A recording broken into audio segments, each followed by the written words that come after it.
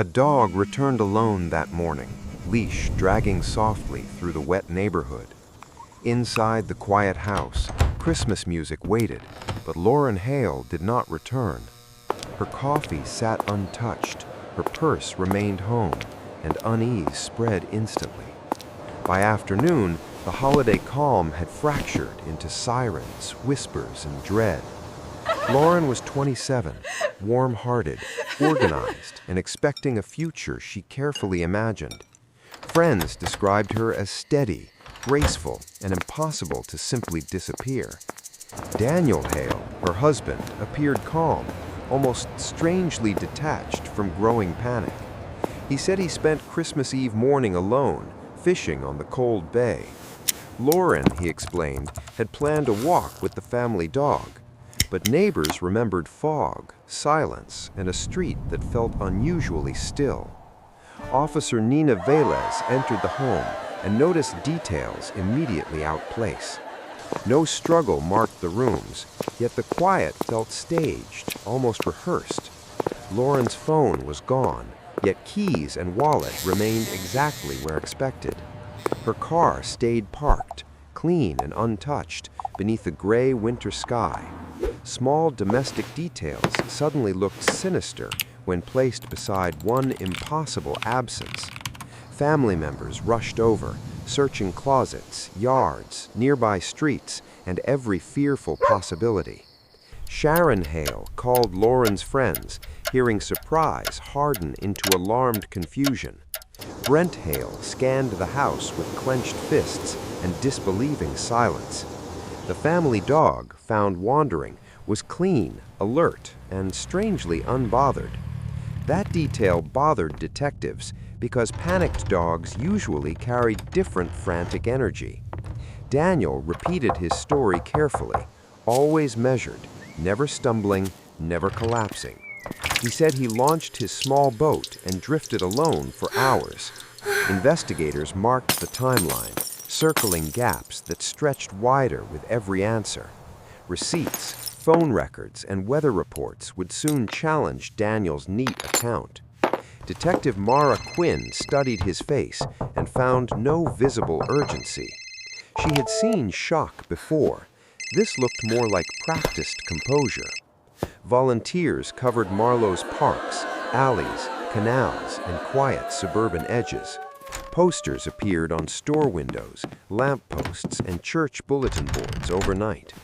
Reporter Claire Benton stood outside the Hale home beneath flashing satellite lights.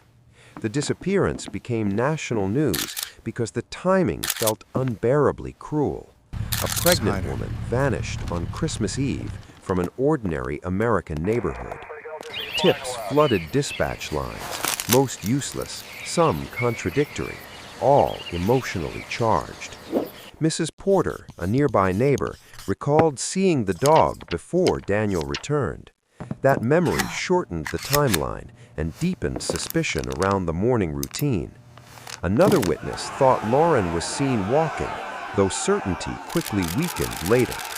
Confusion gathered around every reported sighting, blurring fact with fearful assumption. Meanwhile, detectives quietly learned Daniel had not been fully honest elsewhere. He had been seeing another woman, Alyssa Reed, in secret. To Alyssa, Daniel presented himself as lonely, unattached, and newly available. He told her this would be his first Christmas without a partner. That sentence struck investigators like a cold blade sliding into place, because when he said it, Lauren was still officially missing, not dead. Alyssa, disturbed and cooperative, began recording calls after contacting police herself. Her voice stayed careful, while Daniel's words drifted between charm and calculation. He called from vigils, memorial gatherings, and public searches, sounding oddly relaxed. In one conversation, he described foreign weather while standing near camera crews. The double life changed everything, turning doubt into something colder and sharper. Detectives rechecked the Bay trip, focusing on location, distance, and equipment. Daniel said he spontaneously chose fishing, though conditions seemed miserable and impractical. His small boat was new, purchased quietly, with curious attachments investigators examined. A homemade anchor drew special attention because it suggested unusual prior preparation. Forensic teams searched the warehouse Daniel used for storage and odd repairs. They found traces that raised questions, though nothing immediately solved everything. The case now balanced between circumstantial weight and one missing, undeniable piece. Public sympathy began shifting, slowly first, then all at once. Daniel's interviews did not help. His smile appeared at terrible moments. He seemed irritated by scrutiny, yet oddly energized by media attention. At a candlelight vigil, cameras caught distance where grief should have lived. Lauren's family watched those appearances with growing horror and private certainty. Still, without her body, prosecutors moved carefully through each legal decision. Weeks passed beneath relentless coverage, speculation, and mounting pressure on investigators. Search teams returned repeatedly to waterways, shorelines, fields, and remote access roads. Then spring brought a break no one wanted, only one everyone feared. Along the bay shoreline, remains surfaced where currents had quietly carried secrets. Soon after, additional remains appeared nearby, confirming investigators' darkest suspicions completely.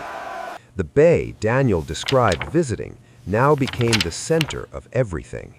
For Mara Quinn, coincidence no longer survived contact with the evidence.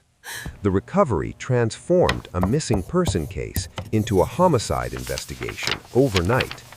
Family hope collapsed into grief, then hardened into public pursuit of justice. Daniel maintained innocence, insisting the Bay discovery proved nothing about him. But prosecutors assembled a timeline layered with deception, motive, and location. They argued his affair exposed a man preparing for freedom, not fatherhood. They pointed to lies told before anyone knew Lauren would die. Alyssa's recordings became devastating because they captured Daniel performing two realities. To one audience, he was a worried husband seeking sympathy and prayers. To another, he was a bachelor improvising stories beneath holiday lights. Jurors would later hear that split and measure its chilling implications. The defense challenged science, timing, witness memory, and every emotional assumption presented. They argued publicity poisoned perceptions long before a verdict could fairly form. Yet the prosecution kept returning to choices Daniel alone could explain. Why lie about his marriage before the disappearance became national news? Why fish that morning, alone, on cold waters during Christmas Eve? Why did his timeline flex whenever investigators tested its weakest seams? Mara Quinn believed truth often revealed itself through necessary deception first. This case offered deception everywhere, layered thick over ordinary domestic images. In court, Lauren became more than evidence. She became absence itself. Her routines, kindness, and future plans filled testimony with aching specificity. Jurors heard about nursery thoughts, holiday meals, and a marriage under strain. They also heard Daniel's voice, smooth and detached from taped calls. Each contradiction tightened the story prosecutors wanted the jury to see. A husband had created distance long before he reported Lauren missing. The verdict arrived after months of scrutiny, argument, and relentless national fascination. Daniel Hale was convicted, though debate around evidence never fully disappeared. Some still questioned whether certainty matched the case's circumstantial structure. Others believed the lies alone traced a clear road towards guilt. Years later, appeals and legal reviews kept the case publicly alive. But none changed the image that still lingers over Marlowe. A leash dragging home alone on a silent holiday morning. a husband speaking calmly while two lives quietly moved towards collision, a bay holding answers too long beneath gray water and winter light, and a woman whose vanished ordinary day became an unforgettable national nightmare. Even now, the case endures because its horror feels disturbingly domestic. Nothing monstrous announced itself loudly before everything familiar suddenly broke apart. That is what unsettles people most when Lauren Hale's story returns. Evil did not arrive masked. It may have smiled politely instead.